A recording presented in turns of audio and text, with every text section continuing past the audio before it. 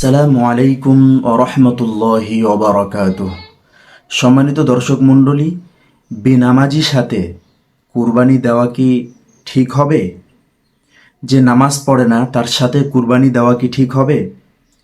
এক্ষেত্রে জেনে রাখবেন, বেনামাজি সে কুরবানি দিচ্ছে কেন? সে তো নামাজই পড়ে না, আর আবার কুরবানি দিচ্ছে কেন? অবশ্যই গোস্ত খাওয়া অথবা মানুষকে দেখানো, রিয়া এর ভিতর কাজ করতেছে।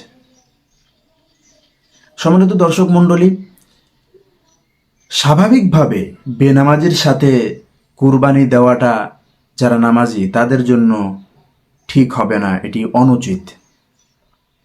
তবে যদি কারোর সাথে পাওয়া না যায়, বেনামাজি ছাড়া নামাজি যদি পাওয়া না যায়, সেক্ষেত্রে আপনি বেনামাজির সাথে কুরবানি দিবেন। জেনে রাখুন যে বেনামাজি অনেক সময় অনেক ইমামদের মতে তারা ঈমান থেকে বাইরে, অর্থাৎ মুসলমান নয়।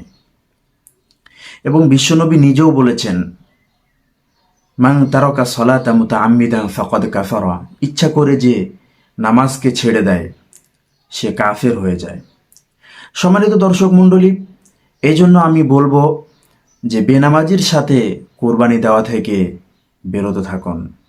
সম্মানিত দর্শক মণ্ডলী, বেনামাজি সে কুরবানি দিচ্ছে, অবশ্যই তার নিয়তের ভিতরে গোলমাল রয়েছে।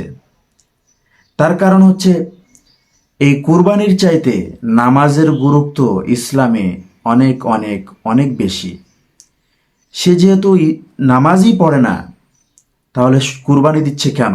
অবশ্যই গোস্ত খাওয়ার জন্য কিংবা মানুষকে দেখানোর জন্য, যে বাচ্চারা কার মুখের দিকে তাকায় থাকবে, এই জন্যই কুরবানি দিচ্ছে। এই জন্য চেষ্টা করব আমরা বেনামাজিদের সাথে কুরবানি না দেওয়া। সম্মানিত দর্শক মণ্ডলী, তবে বেনামাজির সাথে কুরবানি দিলে কুরবানি হবে না বিষয়টি এমন নয়, কিন্তু কুরবানি না দেওয়াই উত্তম।